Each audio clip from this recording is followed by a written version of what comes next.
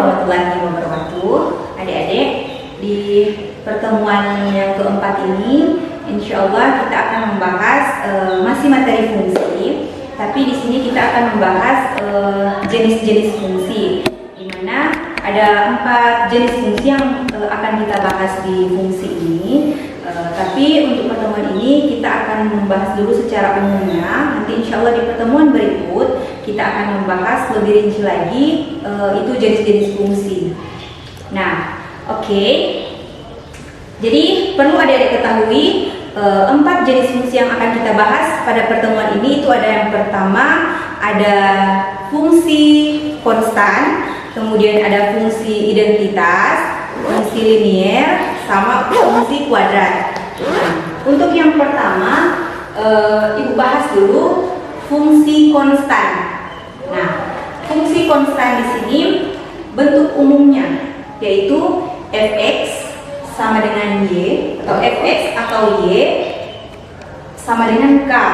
Fx sama dengan y sama dengan k, itu bentuk umumnya. Dimana k ini adalah bilangan konstan atau k elemen real. Oke. Nah, ada contoh di sini. Salah satu contoh saja diberi fx sama dengan 5, begitu. Karena di sini bilangan konstan itu k-nya adalah bilangan konstan. Di sini Ibu sajikan contoh fx sama dengan 5. 5 itu bilangan konstan. Salah satu contoh bilangan konstan itu dimulai dari 1, 2, 3. Pokoknya k itu bilangan konstan itu semua bilangan real, begitu. Nah, ini contohnya fx sama dengan 5. Jika x-nya di sini 1, x-nya 1 berarti f1-nya ini berdasarkan soalnya f1, x-nya kita ganti dengan 1 berarti f1-nya sama dengan 5. Nah, berarti titik koordinatnya itu 1,5. X-nya 1 dan y-nya adalah 5. Gitu. Kan di sini kan fx-nya adalah y, begitu. Berarti titik koordinat untuk x-nya sama dengan 1 berarti 1,5. Berikut untuk x sama dengan 2 berarti f2 sama dengan 5, gitu. Jadi 5-nya tidak berubah ya, adik-adik.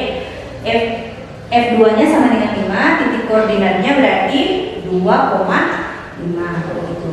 Nah, ketika x-nya sama dengan 3 berarti f3 sama dengan 5. Berarti titik koordinatnya adalah 3,5. Nah, ketika titik koordinat ini kita sajikan dalam diagram kartesius, beginilah bentuk grafiknya. Kita lihat mengapa dia dikatakan fungsi konstan. Nah, ini penjelasannya. Kita buat dulu diagram kartesius y. Nah, lihat, karena x-nya mulai dari 1, 2, dan 3 berarti kita buat titik di x 1, 2, 3, begitu kan? Kemudian y-nya adalah 5, fx sama dengan 5 atau y sama dengan 5. Berarti kita buat titik di y 5, begitu kan? Nah, sekarang untuk titik 1,5 berarti kita buat di sini 1 dan di sini 5. Nah, titik pertemuan 1,5 ada di sini. Tuh. Titik pertemuan 1,5 ada di sini. Kemudian titik pertemuan 2,5 itu ada di sini. Titik pertemuan 3,5 itu ada di sini. Nah, ketika kita tarik garis, ternyata dia sejajar dengan sumbu x. Nah, begitu. Inilah dia fungsi konstan. Garisnya konstan. Jadi berapapun x-nya, y-nya tetap 5. Sehingga dia dikatakan fungsi konstan. Jadi konstan. Sana. Mau 4, kalau x-nya kita ganti dengan 4, y-nya tetap 5. Terus lagi ke sana. 6, 7, 8 dan seterusnya, y-nya tetap 5. Sehingga dia konstan ke sana terus. Dia sejajar dengan sumbu x grafiknya. Oke? Itu untuk fungsi konstan. Sekarang kita masuk ke fungsi yang kedua. Fungsi yang kedua ini adalah fungsi identitas. Yang bagaimana itu fungsi identitas? Berikut Ibu akan jelaskan. Ini bentuk umumnya fx sama dengan x. Nah, Ibu beri contoh di sini. Contoh fx sama dengan x. Nah, jika x kita mulai dari 1, x-nya kita ganti dengan 1, jadi masing-masing x-nya kita ganti dengan 1. Fx kan di sini kan fx toh. Nah, ketika X-nya kita ganti dengan 1, berarti F1 sama dengan 1. Berarti titik koordinatnya adalah 1,1, gitu kan? Y-nya 1, Y-nya 1, kemudian X-nya 1, begitu. Ini Y-nya 1 di sini, X-nya 1, berarti 1,1. Berikut, ketika X-nya 2, berarti F2 sama dengan 2. Diganti juga dengan 2 X-nya, berarti titik koordinatnya adalah 2,2. Sampai ketiga, F3 sama dengan 3. Titik koordinatnya berarti 3,3. Ini fungsi identitas. Nah, kalau kita dituangkan dalam bentuk grafik, nih lihat grafiknya. Kita buat diagram kartesius. Titik X-nya ada 1, 2, 3, kemudian Y-nya ada 1, 2, 3 juga. Nah, kita buat titiknya 1 dengan 1. Lihat, 1 dengan 1 berarti ini X-nya 1, Y-nya 1. Titik pertemuannya ada di sini. Lihat, titik pertemuannya ada di sini. Kemudian untuk 2,2 berarti X-nya 2 di sini ke atas, Y-nya 2. Berarti titik pertemuannya ada di sini. Kemudian untuk 3,3, X-nya 3, Y-nya 3. Berarti titik pertemuannya ada di sini. Nah, dari sini kita bisa buat tarik garisnya. Tarik garis, ternyata dia berupa garis lurus. Nah, inilah garis untuk Fx sama dengan X. Begitu. Jelas? Sekarang kita masuk ke fungsi yang ketiga. Nah, sekarang fungsi yang ketiga yaitu fungsi linier. Linier berarti berupa garis lurus. Nah, bentuk umumnya adalah Fx atau sama dengan Y itu sama dengan Ax tambah C. Bentuk umumnya Fx sama dengan Y sama dengan Ax tambah C, di mana A-nya tidak sama dengan 0 gitu. Nah, kenapa A-nya tidak sama dengan 0? Karena kalau misalnya A-nya sama dengan 0, berarti kalau misalnya di sini pakai 0 kali X, di sini nanti bisa jadi dia fungsi konstan nantinya begitu. Kalau misalnya A-nya sama dengan 0, makanya di sini dia pakai syarat A-nya tidak boleh sama dengan 0 gitu. Karena kalau A-nya sama dengan 0 berarti nanti dia berubah menjadi fungsi konstan gitu.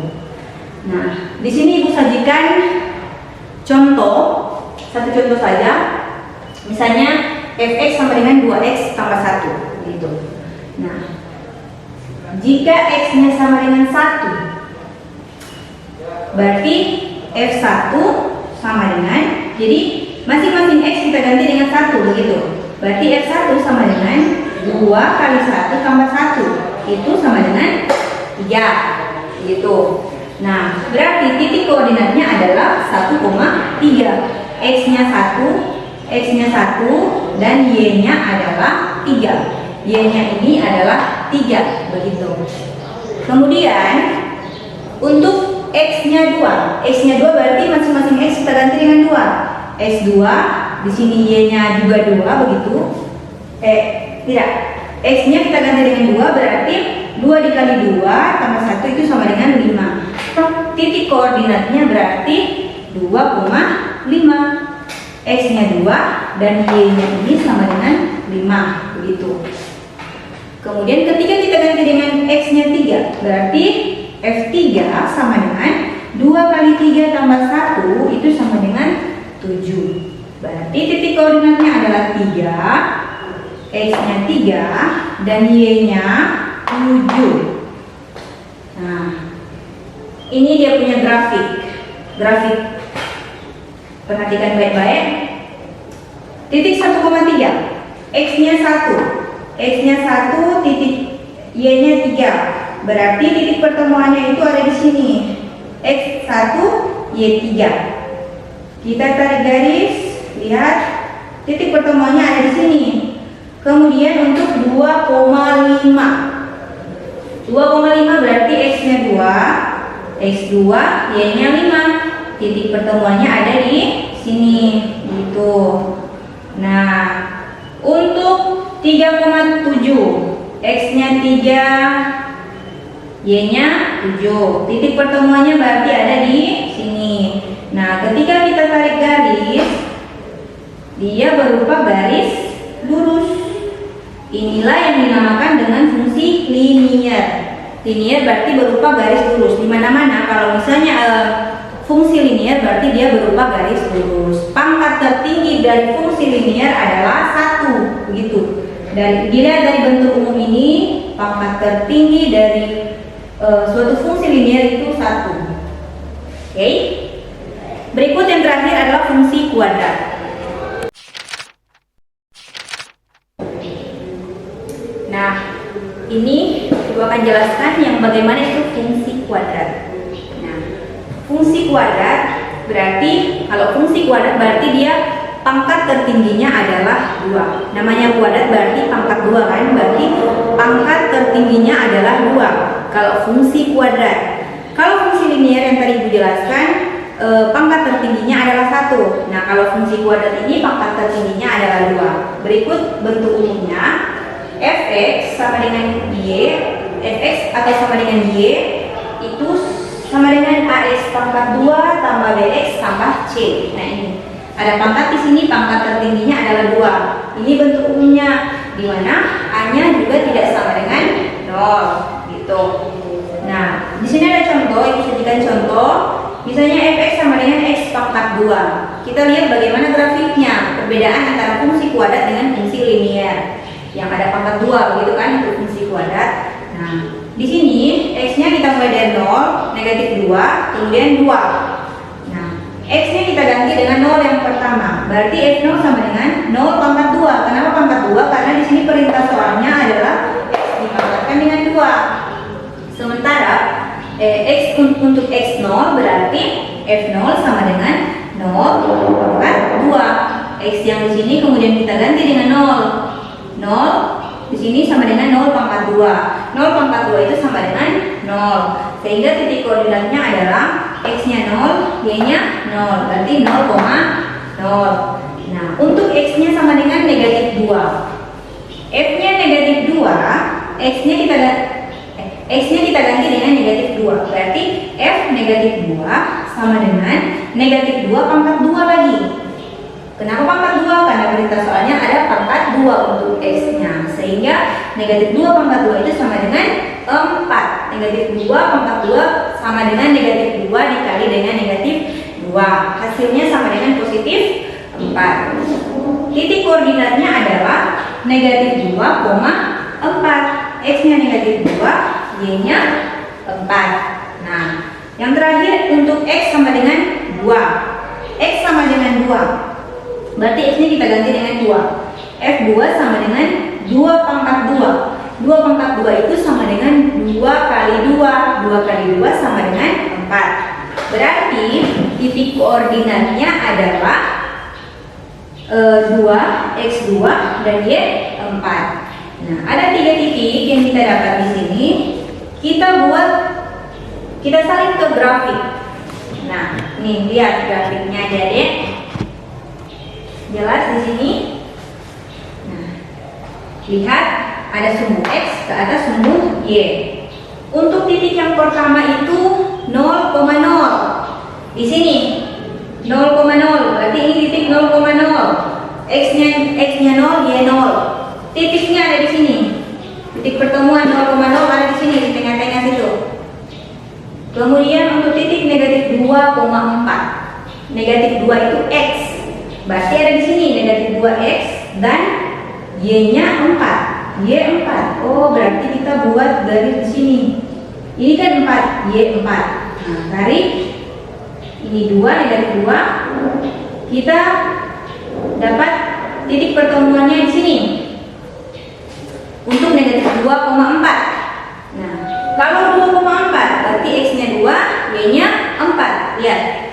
X2 berarti ada di sini posisinya. 2 kan ke atas supaya dia baku dapat dengan titik y-nya 4. Nih, ternyata titiknya baku dapat di sini. Nah, ada 3 titik yang kita dapat dari sini. Ketika kita tarik garis, ternyata dia bentuk apa ini? Dia bentuk parabola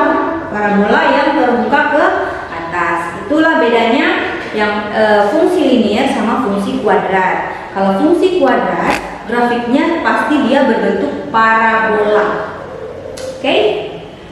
Demikian adik-adik penjelasan dari materi pada pertemuan hari ini. Itu dulu yang akan kita bahas. Insya Allah untuk lebih jelasnya lagi, itu kan hanya yang tadi itu yang dijelaskan secara umumnya saja. Nanti insya Allah Ibu akan bahas